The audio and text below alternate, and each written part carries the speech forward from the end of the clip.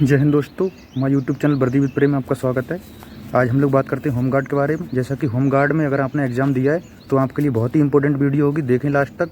क्योंकि जो नॉर्मलाइजेशन होता है वो क्या होता है, सिलेक्शन का पूरा खाका तैयार करता है। जैसे कि किसी ने 50 क्वेश्चन अगर किया सही, अगर उसको 3-4 नंबर नॉर्मलाइजेशन मिल जाता है तो 52-53 हो जाता है, जिसमें उसका सिलेक्शन हो जाता है। तो नॉर्मलाइजेशन जो होता है सिलेक्शन का, आज के टाइम में अगर ज़्यादा शिफ्टों पेपर होता है तो नॉर्मलाइजेशन ही सिलेक्शन डिसाइड करता है। जो किनारे पर रहते हैं उनका, और बाकी जिनका हाईएस्ट नंबर रहता है उनकी कोई बात नहीं।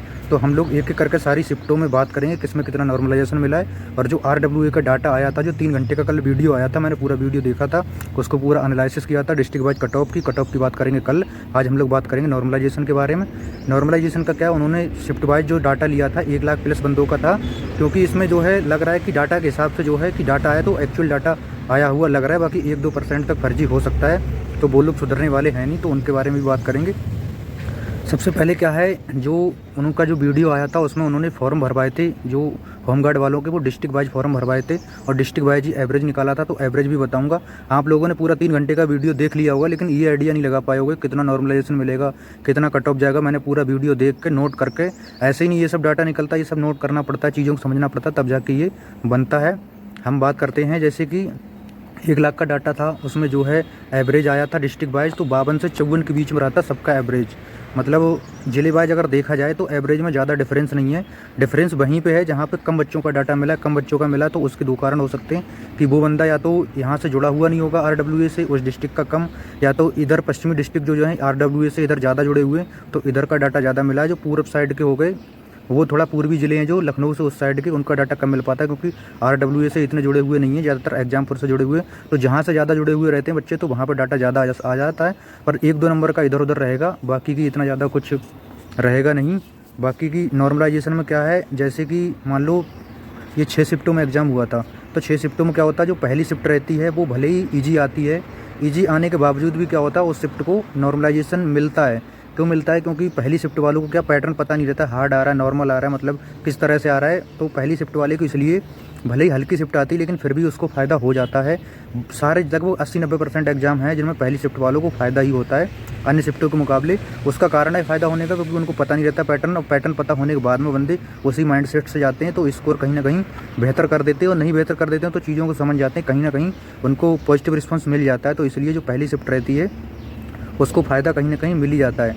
तो हम नॉर्मलाइजेशन में बात करते हैं, जैसे कि सबसे जो 25 की जो सेकंड शिफ्ट थी, 25 की जो सेकंड शिफ्ट थी उसको सबसे कम नज़र आ रहा है। और जो सबसे अगर हल्की शिफ्ट रही है, तो मतलब जो हल्की समझ लो या स्कोर ज़्यादा समझ लो, बाकी 1-2 इधर उधर हो सकता है, वो 25 की सेकंड ही नज़र आ जाती है। एक एक करके स्टार्टिंग से बात करते हैं। जैसे 25 की फर्स्ट शिफ्ट हो गई, 25 की फर्स्ट शिफ्ट वालों को यहाँ पे 4 से 5 क्वेश्चन का फ़ायदा होते नज़र आ रहा है। 4 का भी हो सकता है, 3 का भी, मतलब जो है 4 के अप्रोक्स मान चलो 3, 4, 5 तक, मतलब 1 प्लस भी हो सकता है, माइनस भी हो सकता है, मतलब इतना फ़ायदा नज़र आ रहा है। जैसे कि उनका UPSI का जो शिफ्ट वाइज नॉर्मलाइजेशन का जो डाटा था वो भी बिल्कुल एकदम फिट बैठा है। उसमें 14 की फर्स्ट को ज़्यादा मिल रहा था, और जो है उसके बाद 15 की सेकंड, और जो 15 की सेकंड और 15 की फर्स्ट को बिल्कुल नहीं मिल रहा था। उसी हिसाब से SI में, क्योंकि जो डाटा भराया जाता है इसमें जो एवरेज लिया जाता है, इसके हिसाब से ये तो क्लियर हो जाता है कि मतलब शिफ्ट वाइज नॉर्मलाइजेशन किसको मिलेगा, कौन सी शिफ्ट हार्ड है या नॉर्मल है ज़्यादा बच्चों का डाटा आने में।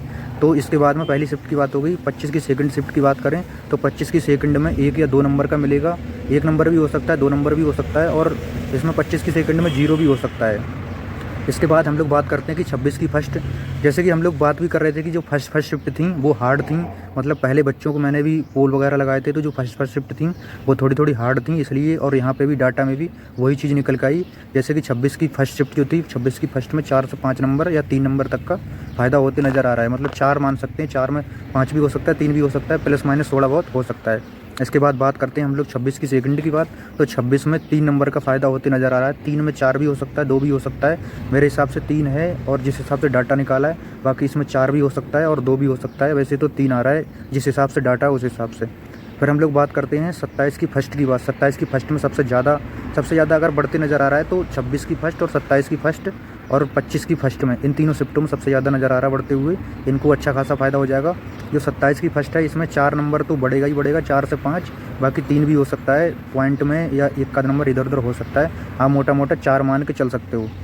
इसके बाद हम लोग बात करते हैं 27 की सेकंड शिफ्ट, 27 की सेकंड में जो है वो बढ़ते नज़र आ रहा है 2 से 3 क्वेश्चन, मतलब 2 क्वेश्चन तो मान ही लो, 2 या 3 क्वेश्चन बढ़ेगा, इसके बीच में भी हो सकता है, बाकी थोड़ा बहुत इधर उधर हो सकता है। तो ये हो गया हमारा शिफ्ट वाइज नॉर्मलाइजेशन बता दिया। बाकी आप सब लोग क्या करोगे, शिफ्ट वाइज कमेंट करना और डिस्ट्रिक्ट कमेंट करना कि मेरा इस शिफ्ट में इतना नंबर है। इसके बाद हम एवरेज के बारे में बात हो ही गई। ये जो डाटा था वो 1 लाख प्लस बंदों के हिसाब से था डाटा। अगर किसी को यकीन नहीं तो बहुत जाके पूरी वीडियो भी देख सकता है, और नहीं तो क्या है, मैं कल अगर आप कमेंट करोगे अगर कि कट ऑफ भी बता दो इनके डाटा के हिसाब से, जितना लोग सोच रहे हैं उतनी कट ऑफ नहीं जा रही। कुछ लोग बोल रहे हैं इनके डाटा के अनुसार 60 प्लस जा रही है, इतना जा रहा है उतना जा रहा है, तो कट ऑफ आपकी बहुत कम जा रही है। जिस हिसाब से डाटा है वो टेंशन मत लो।